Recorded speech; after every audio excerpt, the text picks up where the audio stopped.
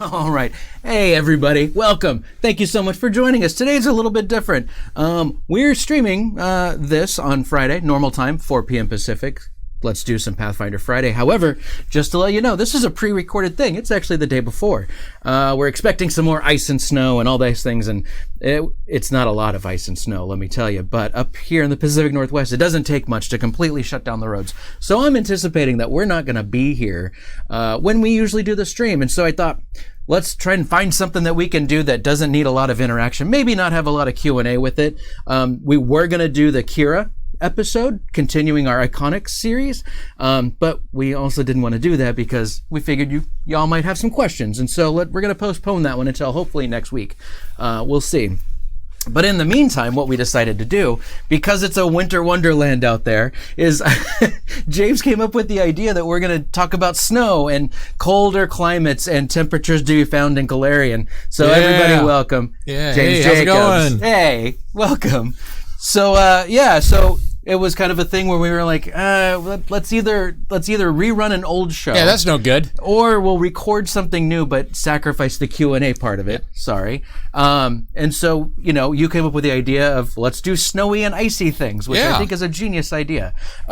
So what sort of how are you? I'm good. How's the ice and snow treating you? Yeah, it's pretty crazy. Yeah. It doesn't take a lot of snow to mess things up around here.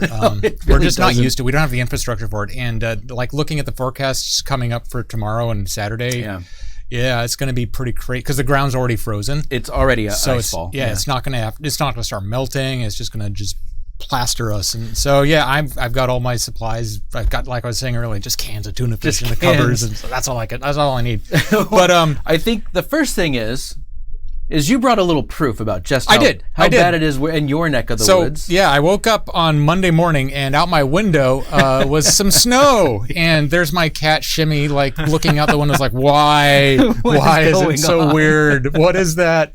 That was basically the view out my window in the morning on, I think it was Monday when we had our snow day. Yeah. And I checked our email server, or checked our messages. It's like, yep, done. Paizo's closed. Well, see, and that's the other thing too, is because I live on the other side of the water. I live in Seattle. Yeah. And the commute from there to here in Redmond is it's not a short commute. No, it's not, especially with traffic and shenanigans. So I'm kind of thinking, if it's supposed to snow tomorrow afternoon, I'm just going to stay home. I'm just going to do what I can from home and not even I just live right up the hill. It's like a 10-minute walk on a bad day. Yeah. And a very slippery it's walk. Up a hill, so if there's drifts of snow and like wolves out there, I'm staying home. Yeah, wolves. That's right. The wolves of Redmond. Yeah. But the thing with snow is that I really I get a kick out of it for storytelling purposes. I love snow in movies. Like The Thing is one of my favorite movies. Oh my gosh, I love The Thing. Such a great movie. Hateful Eight is amazing. Snow is, it's a element in like stories, like novels and stuff like that. Video games like The Long Dark. It's just a fascinating medium to like throw everything kind of into sort of an alien for a lot of people on the planet. It's like, well, they don't have to deal with these mountains, and it changes the way the world looks. It really does. You're used to like the outdoors and everything, and the snow comes down a couple of inches even, and it just makes the tree branches hang strangely, and it muffles all the sounds. And did you ever play Until Dawn? That one's another one. We'll probably come back to that later in the show. Sorry, I don't mean to jump ahead. But snow has been part of what we've been telling in Pathfinder from the very start. In Rise of the Rune Lords, we had an encounter, a whole set in the 5th volume where you go up into the snowy lands and there's a giant dragon attack and all of that. And we use that. Amazing image. We use that Wayne illustration there for the cover of our first playtest way back in the day. So it's been it's a great element just to like throw player characters off their elements, and they have to deal with freezing, or like the monsters that have adapted to live in the snow and all of that. The funny thing also about snow, because I always thought because you ever notice when you're in the like in a snowy environment, it just sounds quieter. Yeah. And I always thought because the acoustics of the snow just kind of swallowed up sound. Yeah. And we were doing a commercial shoot one time, and the sound guy was there, and we were talking about that. Mm-hmm. And I was like, yeah, it's just like perfectly, it's acoustic. It just kind of sucks everything up. He's like, that's actually not what it is. He's like, when it's cold enough to have snow on the ground, that means that the air is so cold that sound does not travel quite as far through cold weather. And that's what he told me, and I was like, oh my gosh, that's like science. Crazy awesome, you know? Well, yeah, and this thing... It's that you feel that sound being muffled, and that kind of adds to the offsetting nature, you know? Yeah, well, obviously, if you live in a snowy environment the whole time, it's just going to be the reverse to you. Right? Exactly. But still, it's true. Yeah, it's absolutely true. So, one of the things we did with winter and stuff like that is, since we do want snow stories all along, right? We basically threw a nation into our setting called Irison, and it's this place where it's always winter, and there's weird stuff going on, like you see there. You know, it's like a snowy forestscape, but there's a giant praying mantis, which normally doesn't live in the snow. Did Daigle have anything to do with that image by any chance? If it's Daigle loves praying mantises. Either he not. I mean. So, if I remember correctly, the idea there is we wanted them fighting a monster in the snow that would stand out and look wrong in the snow. And it does. And a big green bug does look wrong. And since Adam is a huge fan of praying mantises, it's like, let's throw Adam a bone. Let's get him some mantis It's art. either that or a flumph. Yeah, and they're not very photogenic, shall we say? No, they're really not. But that praying mantis looks amazing. Yeah. I mean, that's the cover to the first Adventure Path volume for the Reign of Winter Adventure Path, which is set in Irison, a land where it's eternally winter. And every 100 years, Baba Yaga comes to Golarion and takes the previous ruler, one of her daughters, off the throne, puts a new one of her daughters on the throne, and just kind of redoes this cycle every 100 years, and we set the timing of that 100 years up so that it would coincide with with one of our upcoming, or not upcoming, but a year in the real world, so that we could basically look forward to it. It's perfect. We also, I mean, one of the things let's do this really quick though, because I think that there's an assumption that a lot of people know about Baba Yaga, right? And I think a lot of people do. I'm not saying, but maybe those that don't. Is there some backstory we can put into Baba Yaga just to catch everybody? Yeah. So when we first started Pathfinder, one of the things we were really worried about is like the nostalgia factor. You know, it's a brand new setting. It's fantasy, and people are familiar with dragons and knights and all that stuff. But it's a brand new setting, and we didn't have any established characters to like build upon, and we had to make them all. The Rune Lords were brand new; nobody knew what a Rune Lord was. Whispering Tyrant, I mean, he's a lich, bad lich guy, which Lord of the Rings and D&D and so many other Warcraft have like this lich character, but still he's new. With Baba Yaga, she's sort of a monster from mythology who's transcended other games and kind of shows up all over the place in multiple. I mean, I've seen her show up in like D&D, of course, and Call of Cthulhu adventures all over the place. And so having her play a role in our game just made sense. So we've got this picture here. This is also from the Reign of Winter, showing a bunch of ice trolls attacking the Iconics. And there in the background, you see Baba Yaga's dancing hut, the iconic hut with chicken legs that's stomping around in the snow. And that adventure path is something to do. I don't want to spoil too much again. It's been out for a while. But the idea is that Baba Yaga normally would come back at this year, and she doesn't. And something has happened to Baba Yaga, and it's thrown off the cycle of winter, and winter's starting to spread throughout the rest of the world. And so the player characters kind of have to figure out what's going on. Right. And behind the whole thing is kind of our own version of like the ruler is Elvana, who's this evil kind of winter witch. Who's all about like witchcraft with the winter powers and perpetual just freezing, and she's got like a crown made of icicles and stuff like that. So she's pretty rad looking. So that was an entire storyline that we had set up really from the very start. That we were like, we want to do this adventure path in 2014 or 15 or whatever year it was. They all run together. But we had that plan almost from the start, in a lot of the same way we had Iron Gods really early because we had the cool title. Rob McCurry was the one that was a lead for that adventure path, and he just brought so much great stuff to it. I remember one of the wackiest, weirdest things with it, since Baba Yaga's hut is all about traveling different dimensions and worlds and planets and realities. Right. You're kind of following along in this mystery, going to other planets, going to other nations, and let us explore off our map, off our solar system. So when we were brainstorming titles, it was like, what if we go to Earth? Like, and just go to Earth and explore, because that's where Baba Yaga's legend is from. It's an Earth legend. Yeah. So that was the genesis of Part 5, which Die Rasputin Die, or Rasputin Must Die, or I forget exactly what title we ended up with, but once we started throwing around those titles, like, yeah, Rasputin needs to be in this adventure pack too. So. Of course he does. Because, yeah. Of course. So, anyway. Oh, that's awesome. And if people are interested, you can buy digital PDFs of Reign of Winter. Yeah. Right on Paizo.com. Yep. So there you go. Physical copies, not so much. Yeah, they're starting to run low, I believe. I think a lot of them are going to be hard to find. But digital copies it's are there. Fun. It's one of the just wildest, different. Yeah, it's fun. Yeah, absolutely.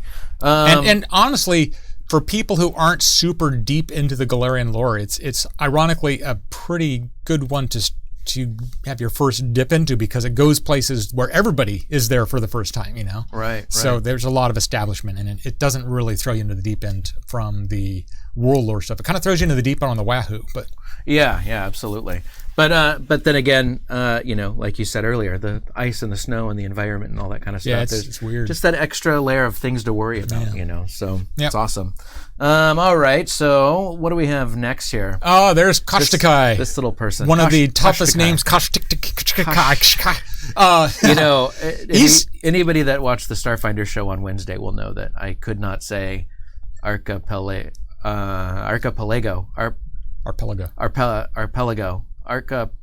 Islands in a long stream. I could not. I still can't say that. I'm having such a hard time with it. But the Kashtakai is a hard name. The Kashtakai is what I've always said. Okay. He's he's a good example of like other storylines we wanted to use winter stuff for. His real world mythology also comes from Russia, from that sort of region. The original story was like he's this kind of, I don't want to get into too many details, but he's like a guy that sold his soul for immortality and hid his soul inside of an egg, inside of a chest, inside of an island, inside of a well. Wow. And so it's like if he gets all the way down into it, he'll lose his soul and all that.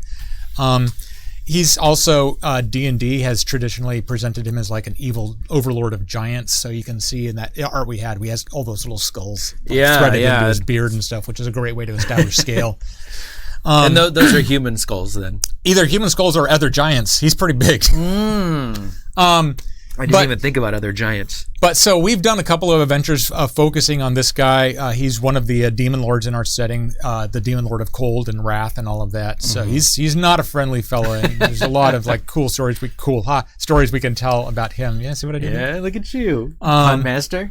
Yay! But yeah, I mean, it's just there's a lot of really. My background is like deep into like the horror stuff, like I mentioned earlier, like The Thing and what other great cold weather movies and stories and stuff. Well, it goes back to like even the old, like even the pre-pulp era with stories like Algernon Blackwood and Arthur Machen and stuff like that. Stories like the Wendigo, for example, which is just super creepy story, and so we had to throw Wendigos into our game as well. The idea of like this kind of cannibalistic spirit of nature that gets into you and transforms you into this sort of bestial thing. Yeah. It's from like which is where we get back into Until Dawn.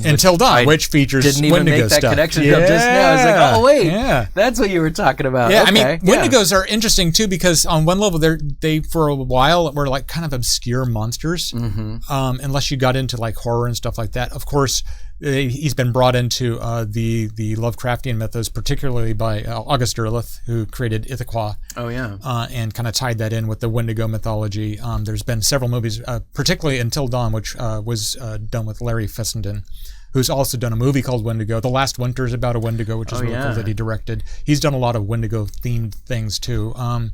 Hannibal, which was the crazy show back on the TV show. The TV show. I never got to That's watch all. it. That's all that imagery of like Hannibal, like having antlers coming out of it. Is all Wendigo mythology too, with the cannibalism coming in. The Ravenous movie came out like I think late '90s. There's a lot of Wendigo stories, and the thing about Wendigos. Pet Sematary even has Wendigo. Is about a Wendigo. Is there a Wendigo? Oh yeah, you know what? You're right. Yes, absolutely. That's the whole thing about it. It's like he gets into the dead and animates them into like these flesh-eating zombies, basically, ravenous zombies.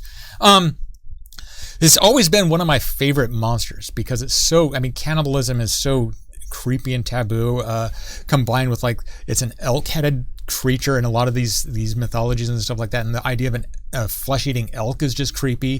The whole element of walking on the wind and like burning you're running through the sky so fast you burn your feet to stumps and stuff is really taken a lot from like August Derleth and the Cthulhu Mythos elements. So then there's also this element of just like nature is out to get you and is creepy and can't be trusted, which combines a lot of stuff that Werner Herzog does in his movies like Grizzly Man. But also goes back to Algernon Blackwood, one of my favorite writers, who wrote stories like The Willows as well, where it's like nature is beautiful, but it's not there to be your friend. And that's, I think for me, that because that is the kind of the biggest unknown, I guess, the biggest factor of like who can say, because especially when you're out in the environs where snow would matter and ice would matter, that generally implies that you're in the middle of things that you have no control over. Right? You have no control over your environment, and that's when nature is able to pounce and make that attack. Like I think you mentioned the thing that the environment is just as much a character in that movie. I think that when done correctly, the environment is just as scary. Yeah, absolutely. And also, I got to say that Wendigo, those abs are ripped, man. They've been making gains. Well, look how ripped they are. He gets a lot of protein in his diet. You see, that is true. Yeah, he's got a lot of muscle mass building up. Yeah, you are what you eat. He eats bodybuilders.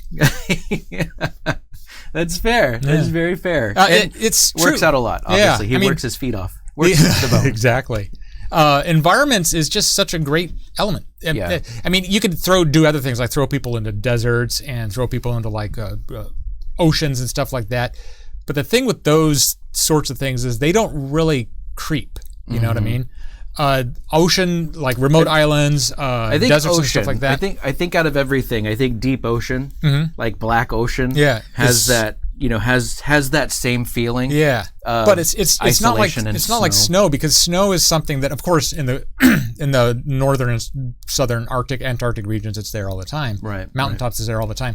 But it's the type of thing that if you get a cold front moving in, it can invade where you live. Deserts do that, of course, too, but on a much more geologic scale. It's slowly enough that you won't really notice it if you're a human living through that era. And of course, I guess you could have something like if there's a crazy storm that just, like a tsunami or something, that's more destructive and fast. But the snow doesn't necessarily instantly ruin things. It's a creeping menace. Yeah. It'll get you quickly. It'll get there. And like the horrific after effects of being caught in snow. Like, it's bone chilling, if you will. It's the type of thing. It's like here in the Pacific Northwest, we have earthquakes, we have volcanoes, mudslides. There's plenty of like natural disasters anywhere you live. But the ones that get a lot of the press are like hurricanes or tornadoes. They just have they're so in your face. They just do their thing, bang, bang, bang, and like a volcanic explosion is not something that is like drawn out. But snow is like, it's this combination of serenity and beauty and freezing to death and getting eaten by wolves. It's all determined about your distance from that thing. It really, like you can look at a snowy mountain and be like, oh, it's gorgeous, look at that. And then the more you're on that mountain, and the darker it gets, like for some reason, snow and night are really just that combo that cuts to the quick, Absolutely. I mean, I was just thinking about it a little bit more. You look at like an earthquake or a volcano or a tsunami. Those are action movies, Those are the types of things you set in these big disaster movies where it's like there's all of this huge set pieces and all that stuff. Snow is a horror movie. It is. Yeah. I think also, being a serial walker, I walk everywhere. Just the fact that you lose traction. So part of your defense mechanism is flight. You can't get away if you're like that's cut out. That's a good point too. You're doing this the Shaggy thing, like where you're trying to run and this bongo's going the whole time. So I think even that base level that's kind of removed. Half of your reptilian brain is just not even workable at that point. So a couple nights ago when I came in on Tuesday, most of the office was closed, but I again lived just up the hill, so I was able to come in and get some work done. Oh, right. I was heading out that afternoon. I was like, I got to get out of here before it freezes again, and walk out the front of the building, and there's like all of these like bits of just cylindrical ice shattered all over the floor. I was like, well, watch that. And I realized what's going on is these icicles hanging off the side of the building have been dropping all day, and I'd look up like a dummy. No. And Oh there's my like gosh. icicles up there. It's like, oh, that's yet another way snow can, get you. It'll put your eye out like in a Christmas Story. I think that warrants a call to the manager. Be like, hey, there's death traps up above me, just so you know. Yeah. So I think that kind of, the other thing I'm kind of surprised about, maybe this is just me, the lack of icing, of salting that people do on the sidewalks and in front of their houses and stuff. It's crazy. It's a kind of a combination of like I said, Seattle doesn't get snow that often. That is true. That is very true. So the infrastructure isn't really built up. Another thing too is that the way the landscape is, there's so many hills and so many rivers and so many lakes and sounds and stuff like that. That part of the problem is that if you salt a lot of the ground, this is from what I've heard, you salt a lot of that, it gets into the water table super fast. There's that. And it messes with like the fish and all of that, and that's being in the Pacific Northwest. One of the things I really like about it is it's very environmentally conscious. It is very clean here. Yeah, and for it's sure. Clean, and so that's the type of things like. Well, we could salt the roads and make it safe for people, but that might hurt the environment. So I just mean stairs. That's sort of like ironic because we're salting the ground because the environment's coming after us. So it's like this arms race sort of. We're not going to win. We're not going to win. Yeah, we're not going to win. Remember, there's a volcano on our horizon. But I will say that my vans don't stick to the sidewalk at all. Oh yeah. If there's just a little bit of ice, I'm like on skis. Yeah. So you just need to But at least it might be comedy relief for somebody else watching me slide around like a moron. That's the joy of YouTube and everybody having camera phones. Yeah, I might show up. You never know. I've not fallen yet, but you never know. I'll keep looking. Good. I hope so. Keep your eyes on YouTube. Yeah. Slipshod Dan coming down the hill. Anyway. Thank you so much for doing this on such short notice. Literally, this was, hey, Friday probably won't work, so let's do something. So having this be able to come together so quick, I really appreciate that. And thank you for the picture of your kitty. That means that we're going to get more hits on YouTube. Cat pictures. Cat pictures. So. You think cat pictures do well on the internet? I think they might. Okay. Especially if we post it on Catterday. Catterday. All right, everybody. Thank you so much. All right. Sorry we don't have any Q&A. I really wish we did, but we thought something new would be good to have, so just this recording is the best we came up with. If you liked it, please hit the subscribe button and give it a like. And in the comments down below, tell us your favorite icy, snowy story from Pathfinder or Starfinder or any RPG that you might be playing. Maybe you've got a good one. I'll take the best ones and I'll show them to James and we'll laugh ourselves silly as we freeze to death out in the winter cold. So, and in the meantime, for Paizo and for James Jacobs over here, and for me, I'm your old buddy Dan. As always, thank you so much for joining us. And we'll see you again next time. Bye. Bye.